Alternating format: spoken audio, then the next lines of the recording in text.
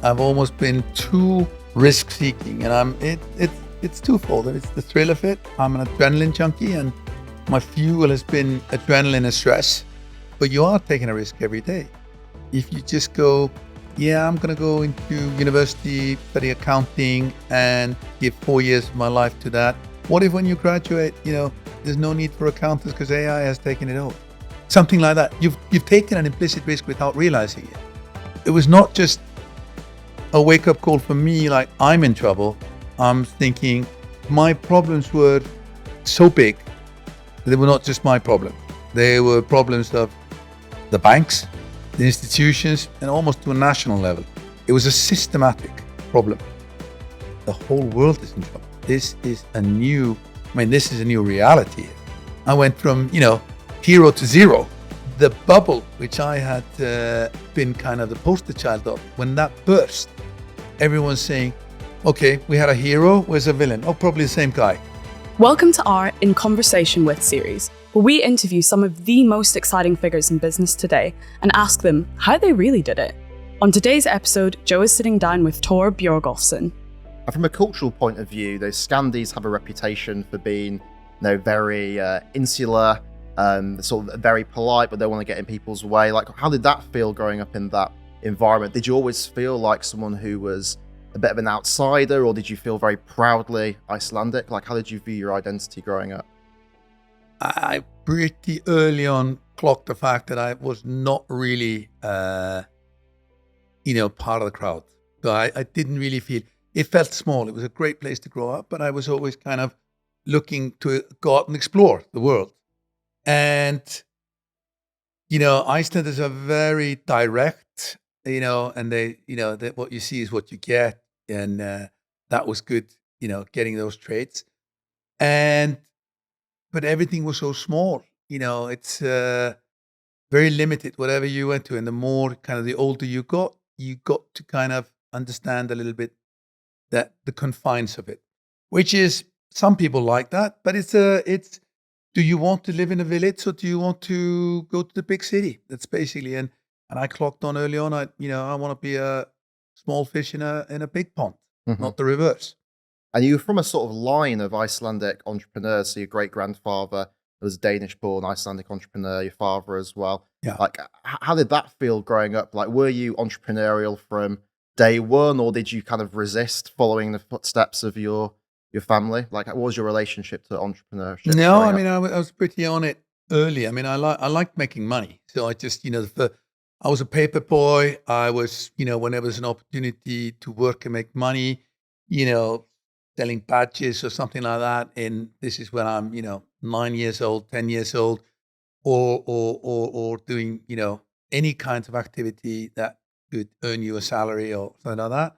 I was in for it, mowing lawns or whatever. And that was just kind of, I think you're born with that. I mean, I have 3 kids and one of them distinctly was born with that just at a young age. She's only 11. But the entrepreneur, it was good having those role models around me. I was interested in seeing, my dad build up new companies and stuff like that.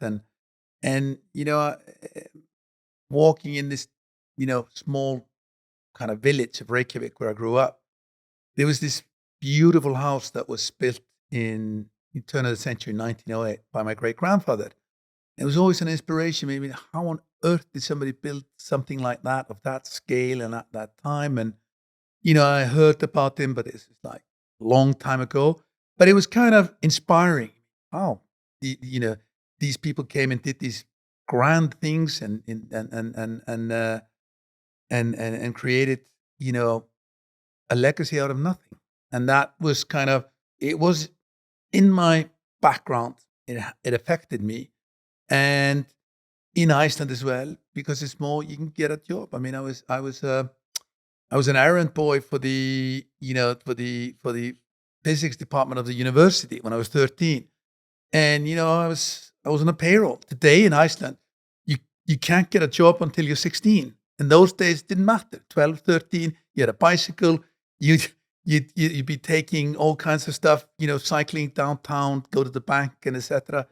So it was great in that respect that it gave me an opportunity to try all kinds of small jobs, and you were free. You were really free, and it was a great place to kind of for an entrepreneur to kind of hone the ability and touch the business world from an early age.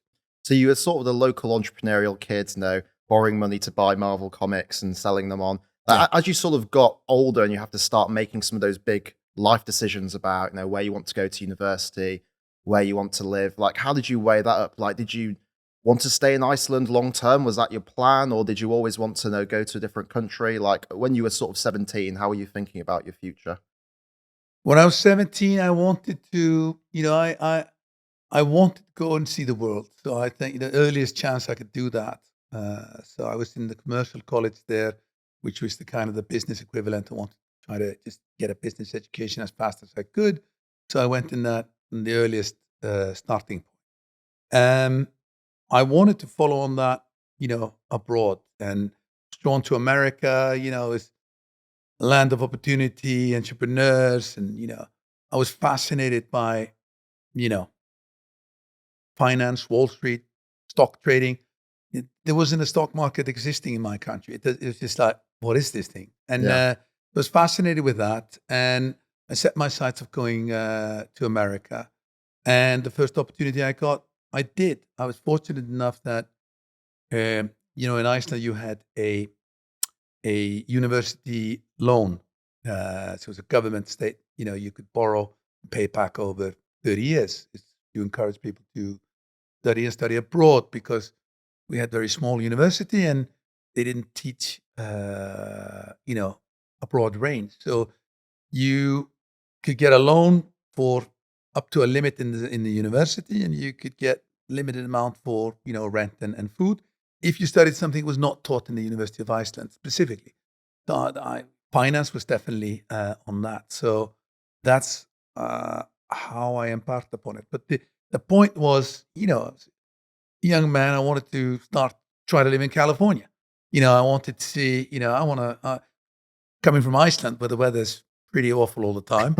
I said, I want to stay close to a beach, study, and see where it takes me. Mhm. I also had, one of my brothers and one of my sisters had lived in California before. I'd visited them for a month when I was 11, and that was hugely influential about me. Just that big society, how they were working, how free it was, weather and everything. It just, I think I clocked it there at 11. I just said, yeah, I definitely want to do this, not the kind of the usual path in Iceland. So you were quite geographically mobile growing up. You'd been to California before. You kind of got a taste of what life was like in America, and you'd immersed yourself somewhat in the culture. You got a flavor for it. It must have still felt like a big change, to go from Iceland, a country of 200,000 people, to the US. Did you worry that people wouldn't be able to understand your accent, or culturally you'd be different from Americans? Like, what was the adjustment like of moving to a completely different country? Well, I think I was just pretty gung ho. I just went for it like an adventure. Of course, the accent was fine, and I've always tried to just keep my accent, never, try to be proud of that. But also, when I showed up for class and they were doing a roll call, they always stopped at my name. They couldn't pronounce it. So that was the first thing kind of intro. But I didn't know anyone in California when I went there. I just showed up on campus, moved into, a dormitory with 3 other guys, and we stayed there, and you had to get to know people. And that's how campus life is. And that's great. What sort of person were you like at university? Were you like a big boozer who was going out on the town every day of the week? Were you a nerd? Like, what was your vibe like? I think I was a mix. So one thing, I was on a mission. I wanted to get into a specialized program at some point. I needed grades and a GPA to get there. So I was quite mission oriented. I had a 3-year mission there, and I was just always clocking on, getting to each milestone of that, doing this semester and, getting these grades and moving to do that. And that was not an easy task, but I was a party boy at heart, and I love to do that. So balancing them was tricky, but I think I managed, reasonably well with that. And when you're young, you don't need a lot of recovery time. You can just get on with it. Yeah, and a lot of people say that university is kind of the making of a person. Like, were there any sort of beliefs that you had at the age of 17 that by the end of university you'd completely changed? Like, what was the biggest personal change having gone through that university experience, just in the way that you saw the world? I think that, you know, when I went into it, I thought it was more linear. I thought you would pick a thing to learn, get good at it, you'd immediately get a job in that same sector, and then you'd make this much, and then 2 years you'd make more, and 3 years. And it was more kind of linear. Then you'd have a bigger promotion and a bigger house and all of that, which kind of by the end of university said, probably not as easy as that. It's probably, when I'm seeing what people actually end up doing after university is often not really correlated to the line they started with. So this divergence starts always. So when I came out of university, I met my current wife, who's much younger than me, and said, and she was asking me about this. What's the philosophy? And I said, the philosophy I've got now is that, plans change. You can make all the plans in the world, but you'll end up changing them. And that's kind of going in, I have one idea, and coming out another. So to that extent, I think one of the key traits I kind of made sure I had was flexibility, given that plans are always changing. Mm-hmm. And would you say that sort of created a belief in you around the power of intuition? Yeah, I think I'm a great believer in the power of intuition. And I think that, I think my best moves in life have been based on my intuition. And my greatest failures have been when I've actually ignored that intuition. So, for lack of a scientific term, I don't know how to clarify it, but intuition is very key to the decision process. And that, goes back to just being mindfulness, take a good, deep breath, think things over, and your gut feel is remarkably accurate. So you were at California, and then you moved to NYU, so West Coast to East Coast. Did you go into entrepreneurship immediately after that, or was the did you go into the sort of corporate, the traditional stream before you then dipped your toe into the water of entrepreneurship? That was the path. I was going to go into the corporate thing, but I was always doing the entrepreneurial things on the side. I needed more income, and I just, I liked it. So whenever I had, a summer break from university, I would go into start a business. I mean, I was a club promoter to do nightclubs and stuff like that with zero investments. I'd go to an empty club, with a partner of mine, and we'd say to the owner, look, we'll fill it every night, and you keep the bar, we'll keep the door. And that was a split that worked well. Made a lot of money in 2-3 months, which, was fuel for the rest of the winter in university. Or when I was in university, I'd be booking bands from New York to go to a club in Iceland, and I just set the deal together and get a cut of that.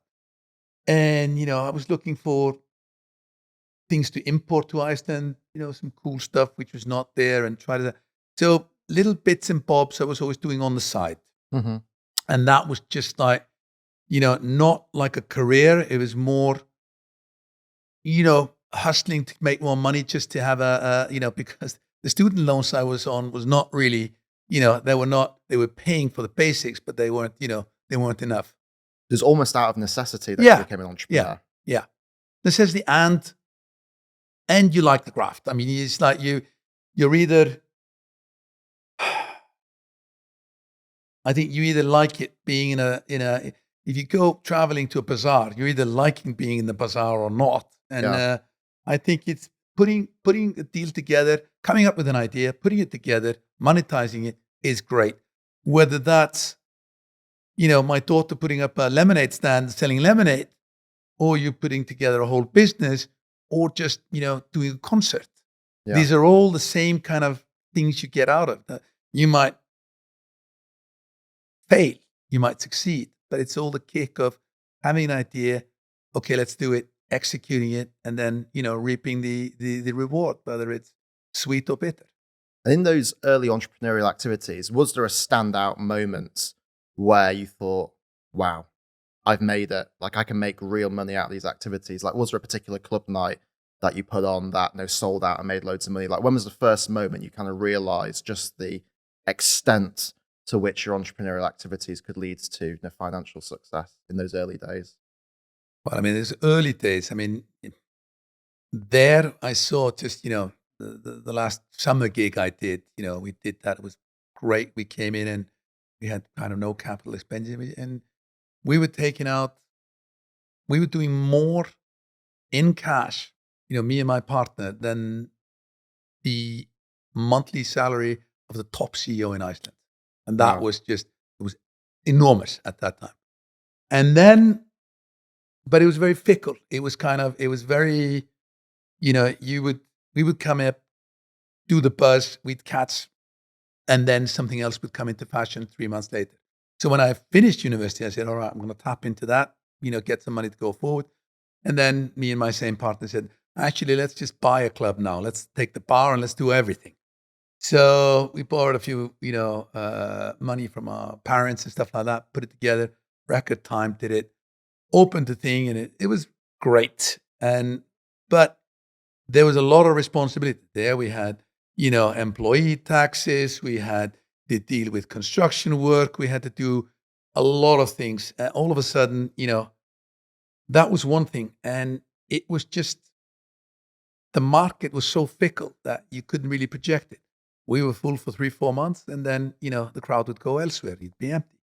So kind of realized that so after about 5-6 months of that, I said to him, look, we were just doing this to make money. We need to sell this business now, get out of it. Number one, because the nightlife entertainment business is not really good for the soul. It's like you're working all night, you're hustling, etc. You don't see a lot of daylight. So that's number one. Number two, I said, look, man, you are a great entrepreneur. I am. We need to do bigger things. So we sold it. We broke even, didn't make any money. It taught us that, running your own business rather than, going in and doing it as a contractor is much harder. Hmm. And the other thing is, he went on to form a software company. I went on, did my things. But it was a good lesson. In 4 or 5 months, we created a company, started everything, hired the CEO, bookkeeper, and it was a good compact lesson, straight from university, straight into the real world, saying it's not as easy as that. And then in terms of your next step, you decided to move out to Russia after the fall of the Berlin Wall in the post-communist era. Yeah. Why go to Russia in a time of such massive disruption and transition? First of all, I decided to go because just I needed the money.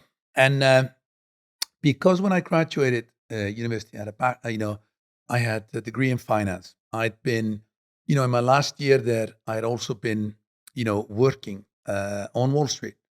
I was at NYU, which is close to Wall Street. So you go to lessons from, 8 in the morning till 2 in the afternoon. 2 o'clock, I'd go and work till about 6 o'clock with the brokers there. I was, very low level. I was basically doing exactly the job that Leo DiCaprio does in Wolf of Wall Street with him. When he first job, he does the stack of cards and he's cold calling customers for the broker takeover. And I was just trying to, hustle on the phone all day, getting leads for the broker then to try to close the deal.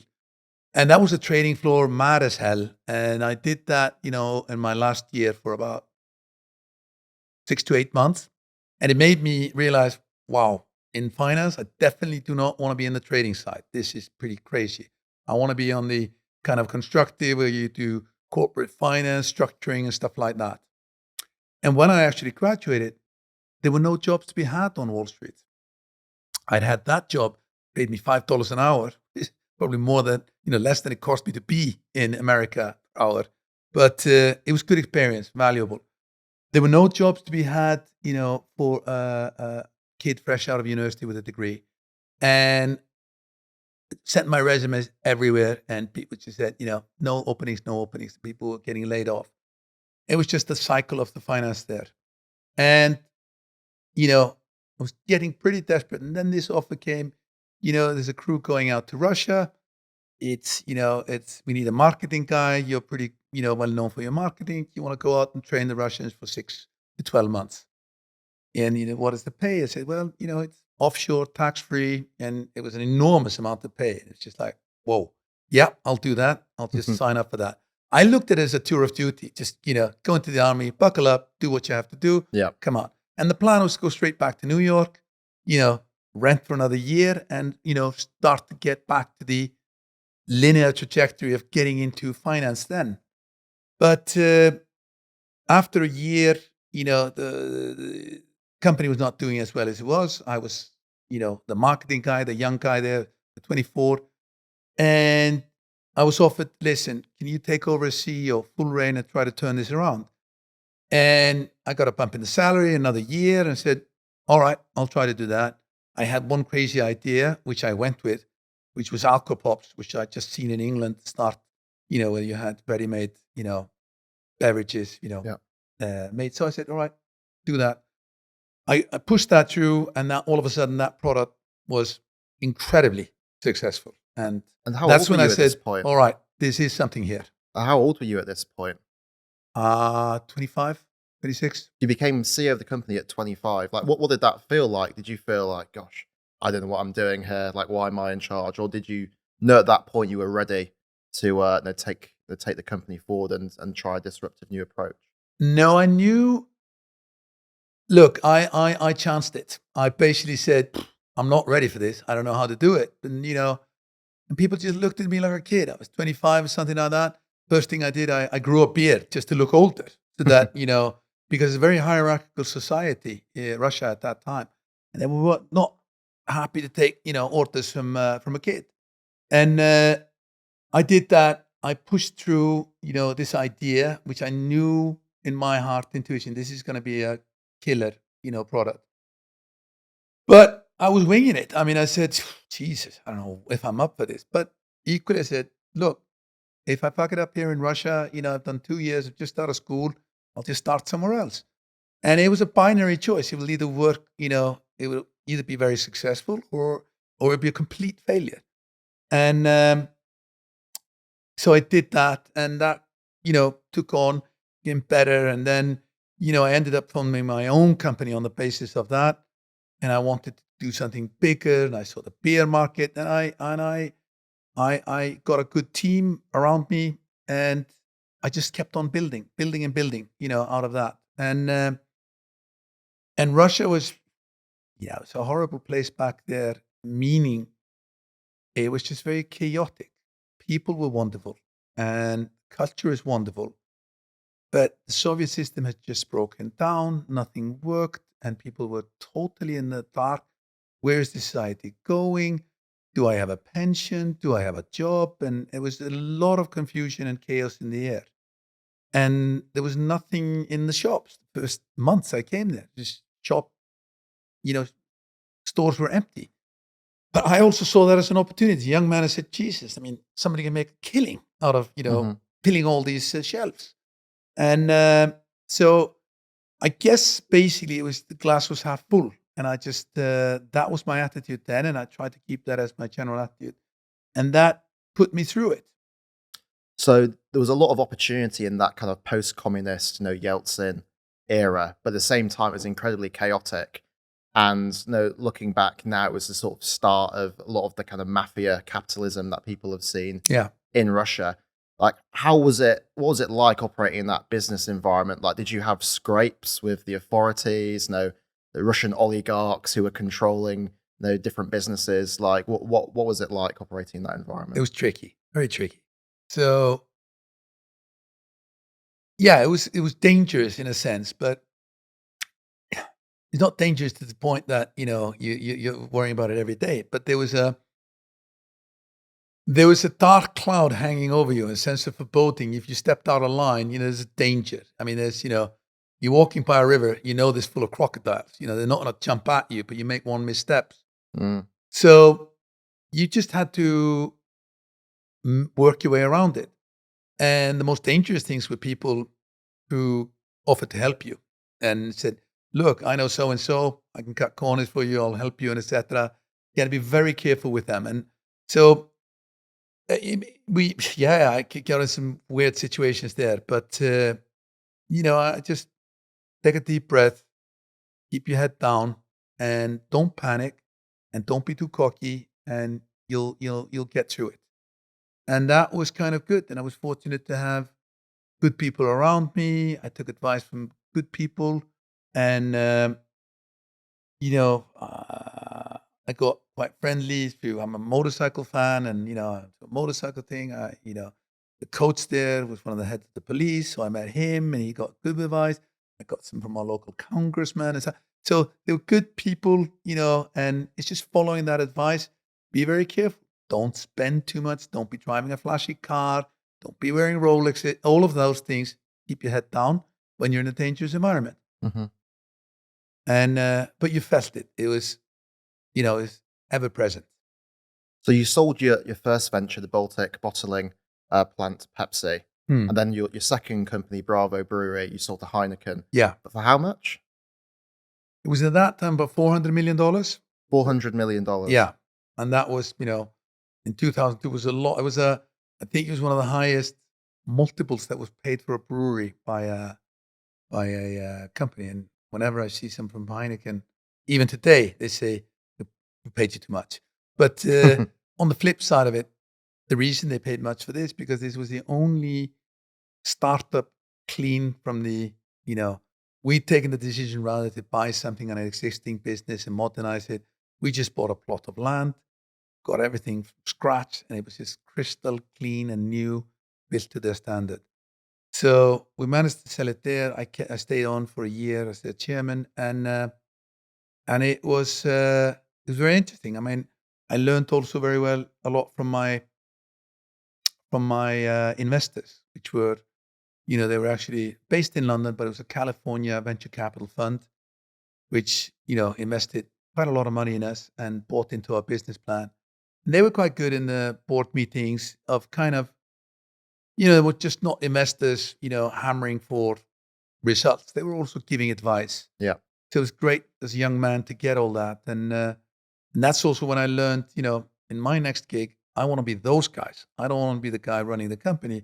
I want to be the investor doing what they're doing, because I like what their way of working.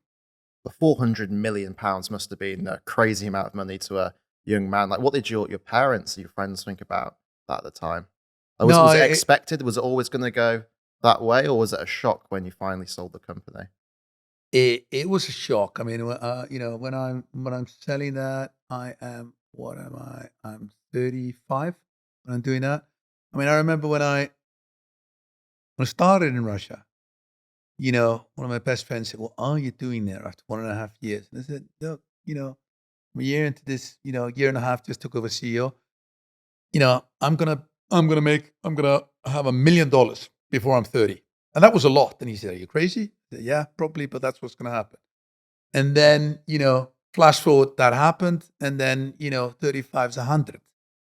So it went further, of course, than what I had initially planned. But as I keep saying, it's not about the money. The money is a derivative. It's just, it's what happens. But for me, I wanted to build the best brewery. I wanted to be the first one to have a foreign investor like that. And Heineken was the Rolls Royce of beer. And they picked me and my company. It was a validation. It was like, that was the ultimate. And to kind of get the validation, yeah, you've done a fantastic job. Here's your reward. Hmm. So that got me. But that also meant that, I could do the job of the other investors. I was now, I needed to invest. So I set about looking for other people like myself, young kind of entrepreneurs, but doing things like that. You started to get that kind of addiction to risk taking and entrepreneurship, but you decided after the acquisition by Heineken, you wanted to move on to the investor side rather than on the sort of the business growing But didn't side. stop taking risk. You didn't stop taking risk. No. I've always been, well, the opposite of risk averse. I've almost been too risk seeking, and it's twofold. It's the thrill of it. I'm an adrenaline junkie, and I've really, my fuel has been adrenaline and stress. And stress is good that it motivates you and gets the job done, but too much of it has very bad consequences. So as a young man, you can handle a lot more of that, and you're not really mindful of the negatives it's keeping. Yeah. You're just on it 24/7. And so the risk profile didn't kind of change. I would say it kept the same. Somebody who takes his chance in Russia, rolls the dice again and again in Russia, came out of Russia. I kept taking those, big bets. Yeah. I bet the farm again and again. And do you think young people are too risk averse nowadays?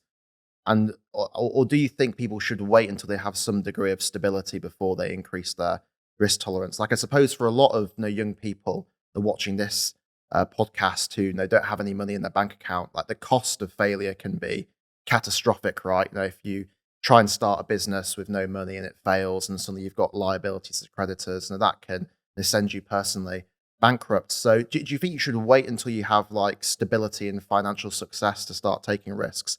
Or do you think even a 17-year-old with no money in their bank account should have a more risk tolerant attitude than most young people do today?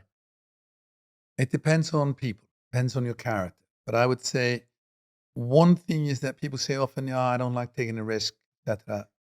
But you are taking a risk every day. If you just go, yeah, I'm going to go into university, study accounting, and give 4 years of my life to that. So you're not using your earning power. Your 4 years valuable of your life. You put in. What if when you graduate, there's no need for accountants because AI has taken it over? Something like that. You've taken an implicit risk without realizing it. Whereas that people are always taking risks, but how much of a risk is, you've got to ponder it through. I think you should follow your intuition. You should do it. And for young people, look, what you have, the most valuable thing in life is time. And that's a commodity that is just, limited. Give it to everyone. That is distributed more or less equally in life. Money, opportunity is not, but time is. So, and young people don't, and it's impossible for them to appreciate the value of time. So even if you go out, take a chance, and you fail, fine. Doesn't matter. Everyone fails all the time. It's not how often you fail, it's how fast you get up again and start something new. So if you have plenty of time, you're rich when you're young in time. You have plenty of time to use that time. Start something. It fails, all right, so be it. Start the next one.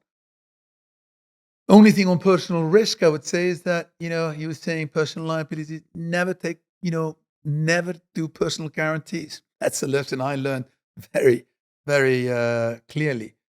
Believe in yourself, take risks, but, don't sign up to personal guarantees to people who want to back you and want to take no risk, but you want to take all the risk. Mm-hmm. Share risk. That's fine. Mm-hmm.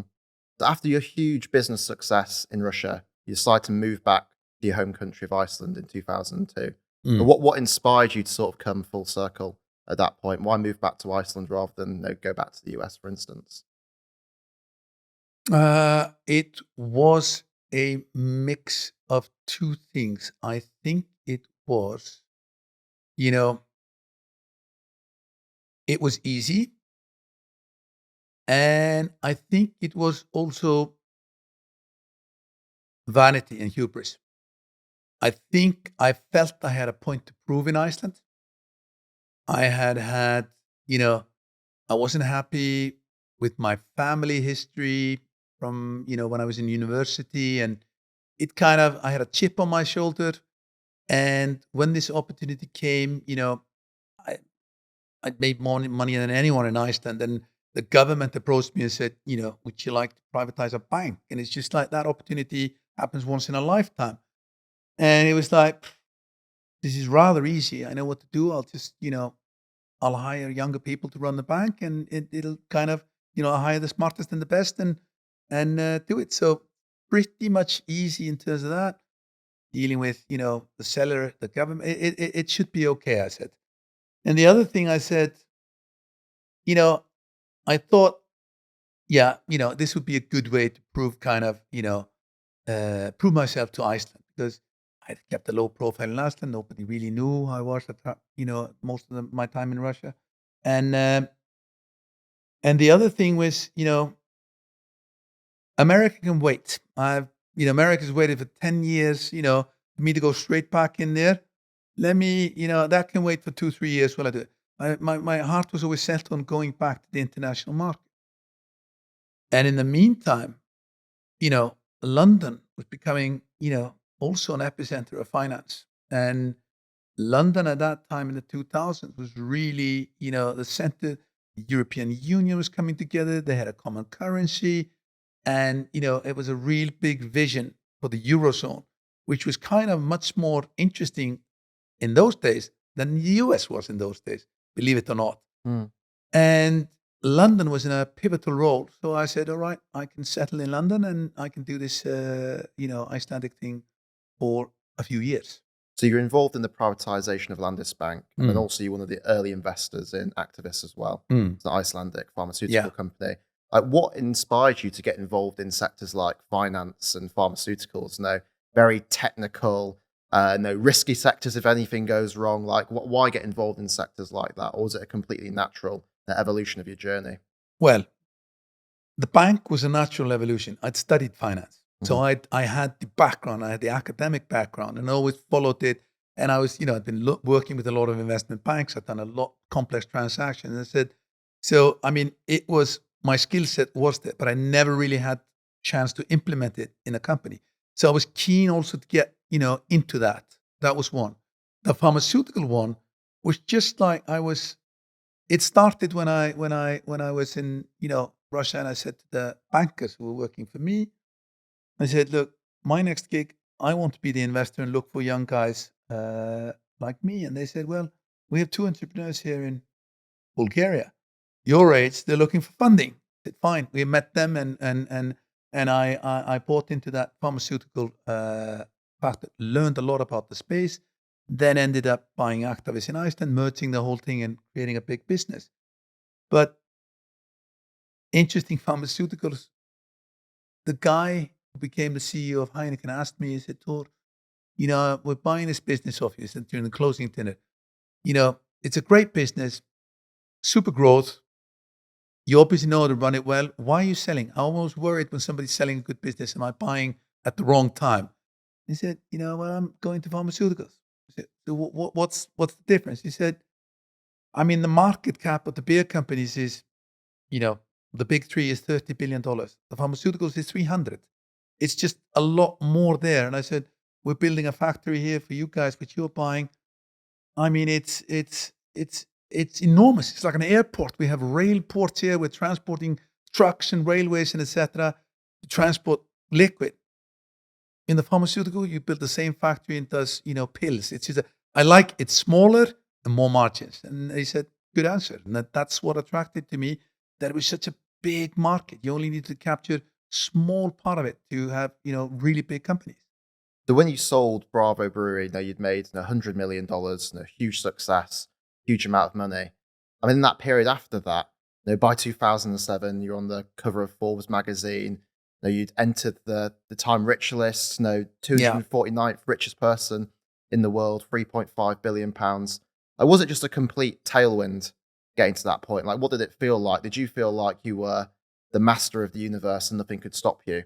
Or did that journey from 100 million to 3.5 billion, was that a difficult journey to go on? It was difficult for a number of reasons, but not the kind of the ones you say. There was a lot of tailwind. It was, I had a lot of luck, and it was, as I wrote about, it was almost too easy. It was my journey from, 2002 to 2008, from 100 to 3,500 something. It was too fast and furious. It was too fast. And there were, the deals were coming too fast. They were too good, they were too easy to finance it. And even as, my intuition said, this is a little, maybe slow down. The other side of me said, no, this is an opportunity now. Take it. It's not always going to be there. And these two voices inside me said, this might not end well if it's going too fast. This is going too fast. You are, you're out of control. When you're driving a car at 250 kilometers, nothing can go wrong. And I said, so I was worried about the speed, and I ignored that voice and said, yeah, I'll figure that out later. And then it all, ended with a bang. So even when you were kind of riding the wave of success, you still had that kind of foreboding. You thought, this is too good to be true. Yeah. At some point, something's going to come along. Yeah, and that was my intuition, strong intuition, which I ignored to my self harm. And but there were signs of it. Then it was a sign of a bubble. Basically, I was in the middle of a bubble, and I was in the prime position. My colleague who'd been my partner in the nightclubs, he'd been in a bubble, the .com bubble, a few years earlier than me. And it was just ridiculous that you could raise money for a company over, dinner. And he'd fund a new company on the concept and say people were wiring money next day. And, and a couple of months later, poof, that all went. Mm-hmm. Mine went, it changed dramatically, but in a different way. But, we have these bubbles all the time, and I was in the thick of a bubble there. And bubbles are always around us. We're in the middle of one imploding right now. In 2007, you're worth £3.5 billion. You've been on the cover of Forbes. You're probably the most well-known person in Iceland. You're heralded as a huge entrepreneurial success. You've brought Iceland to the international stage. You're the biggest shareholder in Landisbank, one of Iceland's biggest businesses. And then the financial crisis comes along. At what point did you start to panic and think, wow, I'm in big trouble here? It was just a Monday. I mean, it was just, I had two moments. Monday, you had a Monday morning when the Prime Minister comes on TV and said, look, we can't support the banks. The banks are all going, just like declared default. And that's, even in finance in universities, they don't teach you about these systematic. It's not in the textbook. It's just, this is really force majeure. Nobody had even thought about this. And I said, all right, this is completely, a game changer. But I also thought, all right, I'm in banking, I'm in telecoms, in Europe, I'm in pharmaceuticals in America, uncorrelated, I'll be fine. But of course, plans change. And all of a sudden, when there's a crisis, you find that uncorrelated businesses all of a sudden all become correlated. So that's when I knew, and it didn't hit the extent. It took a long time to sink in what it meant, because it was just such a new thing. I mean, the same Monday, here in England, the government took over 3 of the big banks, HBS, RPS, and one other that was just, the government just took it over. In Iceland, they couldn't really take it over because the central bank didn't have the balance sheet. They had to go bankrupt. But in England, basically, the government just took it instead of making them bankrupt. So you had this thing happening both in Iceland, in England, and other places in the world. And, it was not just a wake-up call for me, like I'm in trouble. I'm thinking, the whole world is in trouble. This is a new reality here. So, and it took me a long time to figure that out. And, and it went to, the balance sheet just clicked, went from, big plus to a minus overnight. It's just like, how can this happen?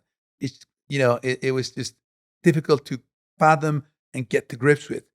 And on the kind of profile side, as you said, I went from, hero to zero, because, all of a sudden, everything, the bubble, which I had been kind of the poster child of, when that burst, everyone's saying, so it was a bubble. And everyone was very frustrated. It didn't work out for them.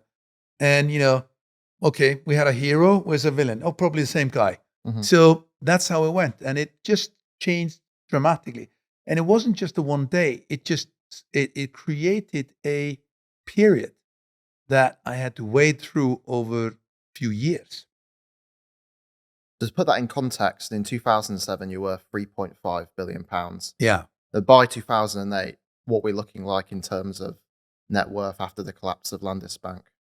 Well, I think it was somewhere, the gray area, whether it was just above that, whether it was something like, 30 plus or minus 700. So that was what I was dealing with. And there was a real problem in that it could have just been, a big minus and everything would have been tanked. So, but my point was my problems were so big that they were not just my problems. They were problems of the banks, the institutions, and almost to a national level. It was a systematic problem. And to that extent, I needed to work with other people in the system to say, okay, how can we all come out of this, in some way, standing. So there was a lot of work to put together a framework, and I ended up, getting back on my feet. First, I had to repay all the creditors. There's an enormous amount of debt that had to be repaid to them. It was, what was it? It's totally about 5 point something billion that needed to be repaid to them. And then I would start getting something. So there's a lot of hard work to went into that, a lot of parties involved in that. And, I was lucky, and somehow that work paid off, and it came back. I wrote a book called Billions to Bust about my story from here to there. And while I was writing it, took a long time and getting all the facts together, because I thought it was this is such a crazy journey. I need to put this just in context. Myself, family, and just like it's a good story. It just needs to be put in print. And when the book was coming out, the editor said, "Well, actually, you just come out on the Forbes list there." I said, "Was that expected?" I said, "No, I didn't expect that. I actually didn't expect that to happen." He said, "Well, we've got to change the title." Well, it's up to you. For me, it was a story of boom to bust. And then just at the end, I'd clipped that. And I said, fortunate to make it back, to hell and back. And now, since then, there's been quite a bubble in the financial. And now, we're looking at where are we now? I'm in a better position than I was before. And I've learned a lot of lessons, but it was a hard journey. So just going back to sort of the dark days of 2007, 2008, it really was to billions and bust at that point, right? You're on the brink of personal bankruptcy after being a master of the universe. Yeah. Like, what did that feel like personally? Like in Iceland, for instance, you were a national hero, and then suddenly, you're being held responsible for the failure of Landisbank. Like, how did you deal with that personally at the time? It was very hard, because there were nobody wanted to listen. It was a mob kind of, people were scared because the government. I mean, what had happened basically is, no, the banks hadn't only failed. What had happened is the whole economic system had collapsed, because it was based on the krona. It was based on foreign and direct investment in the krona, and the krona had collapsed, and the whole system the economic system had collapsed, and people were just, freaking out. So it was very interesting for the politicians and the people to look for bankers. And that was everywhere. That was also on Wall Street, Occupy Wall Street, here in England. And, there's a lot of that happening. But there was, nobody really wanted to talk about a systematic failure. It was more just to get, heroes and villains. And it was very hard on a personal level. So there were two things I had to deal with. Number one, I was determined not to go down. I mean, I saw, I've seen people go down in bankruptcy before, and I was just determined that's not going to happen to me. I'm going to fight. I'm going to go down, kicking and fighting. Never going to give up. Number one. Number two, I was also going to, get my point across and not be kind of branded as something I'm not. So I had to kind of vindicate myself. And that was an arduous process, because in that period, people were very hysterical. And the atmosphere in the press and in the social media was one of prejudice. there was just prejudice everywhere. The word prejudice comes from the word to prejudge. So people were just judging you on something that was, some kind of theory that was available, but not on your actions or anything. So it took a long time for people to want to listen. And I immediately wanted to write a book. Immediately. Said, good friend of mine said, man, nobody will listen. Nobody's ready. Wait, start writing it, publish it a few years later when people are ready to listen. And that's what I did. But it was hard. I mean, I had, doing those things, businessmen and politicians were, people picketed outside their houses, threw eggs at their houses. And, I had, bricks thrown to my window, next to the bedroom. Me and my children were, it was a scary moment. This is Iceland. This is not, something. And this is in the middle of the night. And, politicians booed and egged. And it was crazy atmosphere in Iceland. And the mood actually, they lost the plot completely. And then it was hard to have patience because you wanted to get your story out. You wanted to say, well, listen, let's look at it. But it's patience is a very important thing. So that's kind of how I got through it. It was very hard. It was very depressing. It was hard on, my family, my friends. And it was just a dark time. It was a dark time in Iceland and for anyone in that. And I don't know anyone in any industry, even whether it was a baker or a pizza guy saying, oh, that period's wonderful. I mean, it was just everyone was affected. Mm-hmm. And, but it also was hard because I'd come up from as you said, from cloud nine. I had by the time that happened, I had a private jet, I had a yacht, and I had, drivers and all of that. And just that all ceased to be. But I was never beholden to that. I was always just, I just went back to my old days in Russia in a little communal flat saying, you're back into that mode. You just, salvage and work through it. And the other thing was just kind of not to be irritated by your detractors, a lot of detractors. And it took me a while to do that. And this was when social media was starting. And right now, today, we know the impacts of social media. There was a lot of bullying going on. I mean, classic bullying that was going on. And that time I didn't know it. And then it took me one day, I just was reading some article on some movie star being 50, Sharon Stone or something like that. I looked at the blog beneath that and said, Jesus, this is vicious. And I said, it's not about the issue. It's not about the person. It's just a lot of bullying going on everyone, etc. So that's kind of when I managed to detach myself from that world because, and this is for everyone to remember, if you are judging yourself by what's said about you in the press or on the social media, you're in a world of trouble. You are completely fucked if you do that. You have got to be your own person, your own principles, and be very careful of that world of trying to identify and let your comparative ego take. The comparative ego is always comparing you what other people think about you. And did you always have a feeling that you were going to bounce back? Or at that stage, was it just about pure survival? It's just pure survival. It was pure survival. And for me, just to do the best job at any given time. I mean, I get into a task. I try to do the task as best as I can. I try to be as innovative and said, this is the best deal. This is the good way to do it, etc. I didn't expect to be back on a billionaires list. I didn't expect that. I said, right. You had a great ride and, you should have stopped at 1 billion, not gone, risked it again, gone to that. But I managed to go very far and I'm not seeing myself ever going to that point in those lists or anything in ranking. That's done. And that's no longer an objective for me. When I was younger, I wanted to get higher and higher. That's part of, you want to do better every day. And, I didn't have a lot of peer group around me. So what did I say? I just looked at these lists and said, oh, you number this. Okay, I got to be higher next year. I got to be better next year.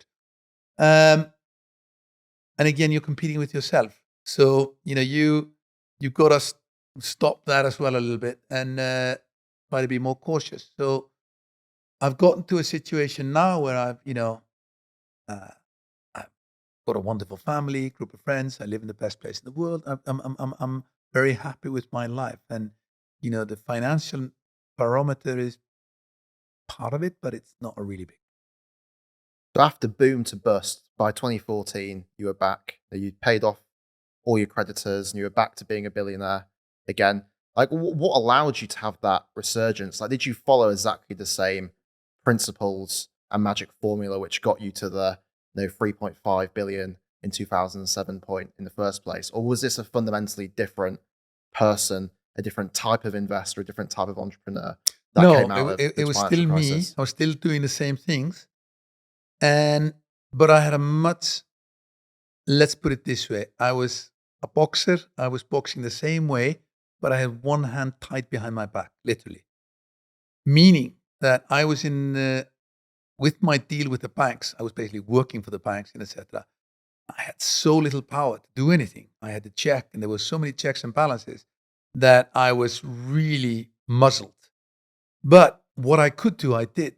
And I realized that they were very risk averse and I was not. So whenever I cut a deal, I would always say, okay, here's a deal I can bring you here. This is the deal we have on our deal. You get this and etc. There's a risky portion and I'll take all the risk and you can take all the, non-risk and let's trade. And they always trade it. So I doubled up on things that I was involved in. And that was kind of what it was. If I had been just, traumatized and said, no, I'll take the same deal as the banks, I would have come out with, something, but a lot less. But the fact that I was willing to double up and, either come up with nothing or more, I was able to fight in that ring with one hand. But when I came out of that again and was back on the list, I said, let's actually see, maybe good to have a little bit of this constraints right now. I'm not going to go all in now. What's middle between what I was and what I, could be? So, don't do personal guarantees on loans. Never do that. Diversify. It's, listen to your intuition. Don't bet the farm every time. Sometimes not every time. So that's kind of where I at. And I created a system around me a little bit. I rebooted the way I work, and I had more checks and balances on myself. I just learned to that's good to control myself, self-discipline. And that's kind of worked. So that's kind of, I hope that answers the question. And like, who were those sort of trusted advisors around you? Like, was it about keeping family close? Was it like lawyers, bankers, other entrepreneurs? Like, who were those people around you who helped you get through that really difficult period? It was a mix. It was, of course, family. It was my wife and kids. Just were there to listen and encourage, and the kids just to kind of take your minds off and encourage you. And the other thing was just listening to friends, and it's always good to have an older mentor. So I sought a little bit older mentors out, which were helpful on that. And, do some spiritual stuff, figure out that, learn to, find your intuition, calm your mind and do that and follow that. So it was a mixed bag. It was not, I didn't pick up the Dale Carnegie book or the Warren Buffett book and follow that. It was a mixed bag, but the key thing is listen, learn to listen and kind of be flexible. I mean, I keep saying that because at the beginning, all your plans are always changing. And it's not, you're not changing your plan. Life changes your plans. You have a well thought out plan and you're very good, you're clever and smart, and you've got this roadmap and system. And then life takes over and does something completely different. That's happening to everyone all the time. So you should just get ready for that and try to, be ready for that. During this resurgence period, you founded Novator Partners, a private equity company. You invested in lots of companies that a lot of people watching this podcast will know about, Deliveroo, Kazoo, Swift. What was the thesis behind some of those investments? Like, how did you spot those really exciting tech companies before other people? Well, I mean, it's one thing is that, there's been a lot of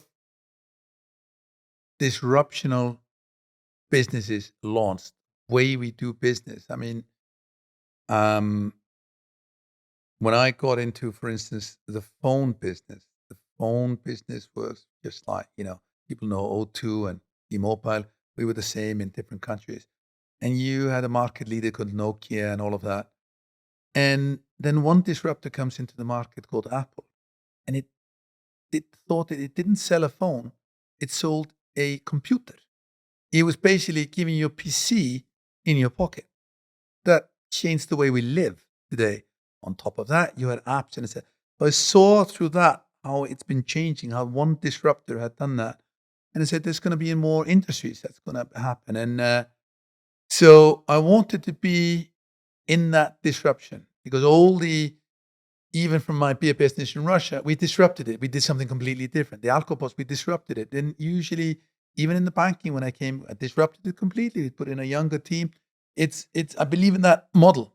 And I want to be part of that. So a way to do that is not to go after one company and say, okay, let's just pick a mix. Let's go in. We don't have to be the controlling guy or anything like that. Let's try to, bet on a few others. So we'd had success with that in a tech company, in a gaming company before, and we started to do more in gaming, and then like Deliveroo, Monzo, and these kind of things. Monzo was attracted to because I know banking and finance, etc. And this is the disruptor. This is the way it's going, and other things, and that's how we went into the kind of the tech companies, and still are. And we're looking for ways to who is the next innovator and disruptor there. And I kind of siloed in. I split my businesses into kind of three parts. One is the kind of the VC, the kind of entrepreneurial disrupting business class. The other one is the legacy industrial boring stuff. It's the telco company. It's the data pipes and everything that keeps your work and your smartwatch and everything functioning. We build that and run that. And then I have another thing which is just deals with market situations like that. So that's kind of evolved, and that's how I got into that, because I like being in the forefront of where things are going. I'm not interested in where things are, where they have been, which is quite important to know and have an idea of where that is. It all fits together. But I am most interested in trying to see where things are going. So you spoke a number of times during this interview about your belief in the power of intuition. Yeah. And also your belief in the requirement to take risk in order to generate outsized reward. Like when you were investing in those very disruptive businesses, Monzo, Kazoo, Deliveroo, how much were you judging them based on the kind of system, the market they were disrupting, the idea? And how much were you judging them based on your kind of intuition about the founder, the team, the people involved? Like which one of those things is more important to you? Like if you walk into a room and you meet a founder of a business you think is really disruptive, but you think, oh, I don't like this person, I don't trust them, would you still back that person? Like how do you weigh up the Probably system not. versus the person? No, probably not. I think the chemistry to the person is very important, the founder. And it's also not only to the person, but to the culture of the company. You see, what has happened to a lot of these companies is that they've been drinking the Kool-Aid. They get a lot of, praise from these guys are amazing. They go to all these tech conferences and they go to all these VC, man, you're amazing. Can I put money into you again and again and again? And what people don't realize, there's been more money chasing investments than investments available up until now. There's been kind of like 2-to-1. That's why valuations skyrocket. And I've seen this happen unfortunately, a lot of the VC companies that the founders get, drunk on their own story, and they're more interested in raising more capital and going out and talking about themselves as founders, as conventions, and etc., than actually running the business. And that's so I get very worried when we have good performing companies that we should go out and raise money, etc. Jesus, that can be, just like alcohol. It's good, 1-2 glass of fine. But give a CEO too much around that, they'll just lose it. So you need to have a feel for the culture, is what I'm saying, because some companies are just geared up going there and there, and it's like, I think WeWorks is the best example of that. That's not only the founder, it's the culture that is created in it. There's two things you're looking for. It's the founder and the characters in the team, and the culture they're building around it. Mm-hmm. But of course, at the end of the day, it's the business formula that will matters most. And as a young person moving into the workplace for the Yeah. first time, how do you judge a company culture? Like, how do you know if you're on a rocket ship, with a really good team who are going to make things happen, or whether you're joining a dud that looks like it's on the way to glory, but actually is drinking its own Kool-Aid? I think I can only say intuition. I mean, it's like, that thing, you know it when you see it. It's that famous thing is, Supreme Court in the US, has to make a definition of pornography. And they said, hard to define, but you know it when you see it. It's just like, you can't put on it. But that's the key thing. When you have a culture and something which is working, you know it. Mm-hmm. That does not always mean that the company will make it, because there might be systematic stuff that they crash out because of something that's beyond their control. Hopefully they'll start again. But,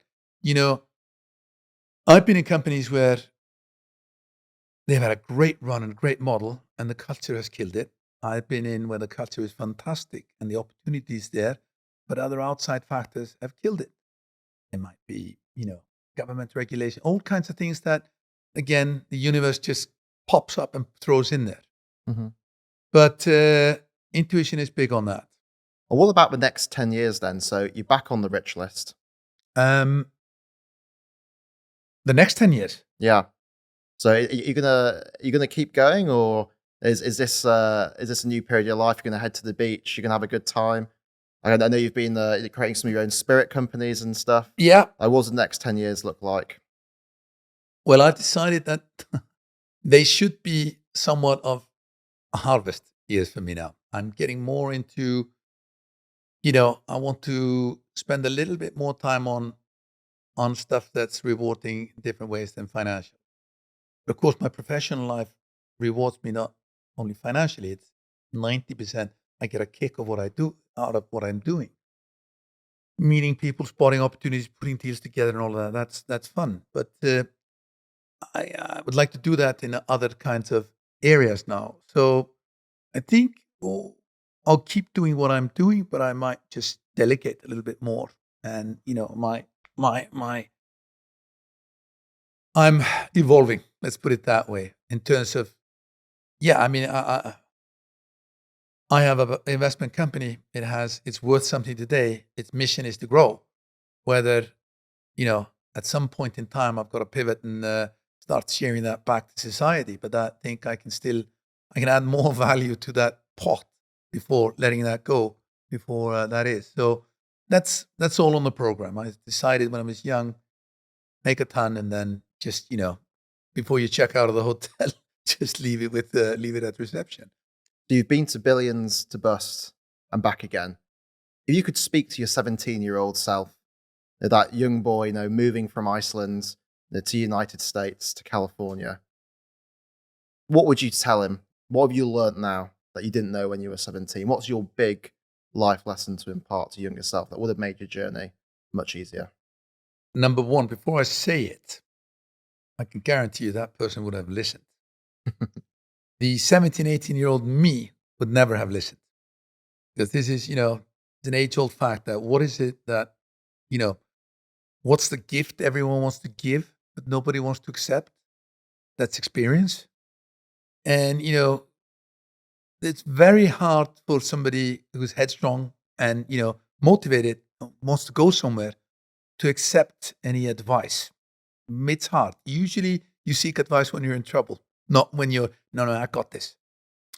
So if I were to impart that advice to anyone wanting to listen, is that, believe in yourself. Life's unfair. Get on with it. And the other thing, the thing you need to be careful of is your inside voice. Two inside voices. One is your kind of comparative ego, which starts to compare you to other people, compared to, other things you should do or want to do, and etc. Be careful of that, because it also becomes a self-critic. It can you are your own harshest critic. You need to recognize and embrace yourself, and just like, if you're good at something, be good at something. Own it. Don't say, well, it's just the way it is. And the other thing, look out for the voice inside your head, which is basically vanity. Vanity and pride are the same thing, which makes you think that actually I'm so cool, I'm too good for this. And you can do that in all kinds of situations. That's, vanity, you want to be the coolest guy, you want to be the smartest guy, the richest guy, and etc. Well, that's a slippery slope. So watch out for that as well. And there's nobody pressing it on you. That's your own brain which will take you there. So that's the kind of thing I would say. And, try to listen to your intuition. And your intuition, usually, if you want to train your intuition, if you want to be training, do a marathon, you run a lot, etc. If you want to train your intuition, you've got to learn to take some moments, calm and collected, and reflect on things. You've got to reflect on what you're doing. What am I doing now? What's my career doing now? Why am I here? What was the original? Where do I look at? Reflect on it, and then your intuition will pop up. Intuition does not pop up just like in the middle of, when you're going 24/7 all the time, it doesn't click in. That's when it doesn't really work that well. So try to be mindful. Try to be meaningful to yourself, meaning appreciate yourself. Have confidence in yourself. Don't be arrogant. Listen to others, but listen to yourself most of all. Incredibly inspiring words. The tour you've been, to billions, to bust, and back again. Thank you very much. Thank you, Joe. I hope it inspires someone out there. I think, Zero Gravity, whole organization and the whole idea is brilliant. And I think you've done a fantastic job, and I'm very happy to be part of it. Thank you. I really appreciate that. Thanks. Onwards and upwards.